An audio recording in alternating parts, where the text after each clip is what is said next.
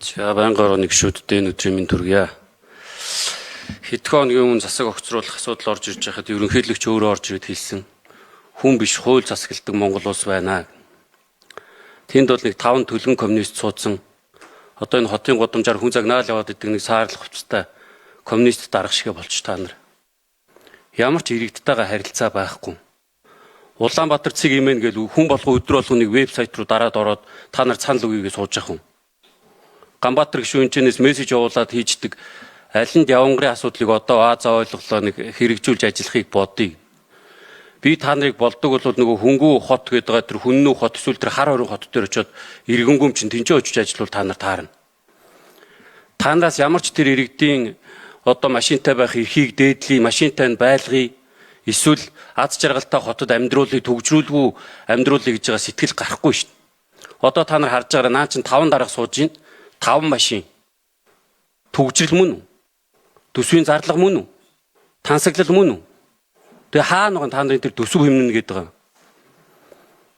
3 номер дээр сууж байгаа дарга уучлаарай танд загнуулах гэж энд орж ирээгүй заяа. Очиж тэр Нямбаатарыга загна.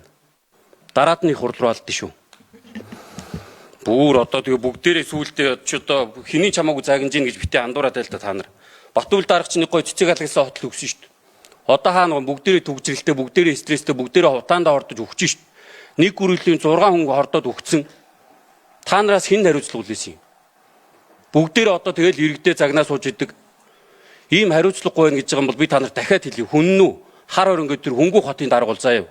Иргэдээс ингэж вакуумжаа тасарчих юм бол өнгөрсөн жил та нарт төсөв байхгүй дээ энэ ч татвар нэмэх гээд байгаа асуудал биш байхгүй да.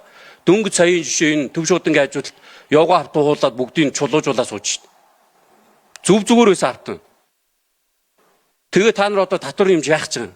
Та нарын тансаглалт мөнгө өгөх албагүй шít. Иргэд өөрсдөө тансаг амьдарч ийж дараад нь та нарт өгнө шít. Хаан тэр иргэд чинь тансаг амьдраад байгаа. Аль болох энэ хотод чинь нэг юм өөрсдийнхөө ажил амьдралыг зохицуулаад амьдрчих юмсан гэж бодоод нэг 2 машинтай, 1 машинтай лизингээр авсан лизингээр аваад явна шít. Яахаараа заавал та нараас зөвшөөрөл авч иж машин лизингээр авч ундیں۔ Ийм амар коммунист сэтгэлгээнээсээ салалтаа та нар. Тэгээ одоо ичихгүй сая 700 мянган хүнтэй хотын удирдлагууд гээд солиороо суугадах юм. Тэгээд одоо уг нь бол та нар бүр эсрэгээрээ одоо энэ дүрм зөрчөөд байгаа жолооч нартаа ноогдох хариуцлага, ур чадвар муутай байгаа жолооч нарын хариуцлага авч сургуулиуд гээд бүр эсрэгээрээ ингээд шийдэл хайх ёстой, инженерийн шийдэл хайх ёстой байдал татвар нэмэн та нарын тухайд өөр юу ч орохгүй байна. Уг нь чинь сонгуулиар сонгогдоод нэг баахан гадаад дотоодод төгссөн шилдэг боловсрал эзэмссэн хүмүүс орж ирлээ гэсэн чинь зүгээр л хэдэн коммунистууд ороод ирсэн.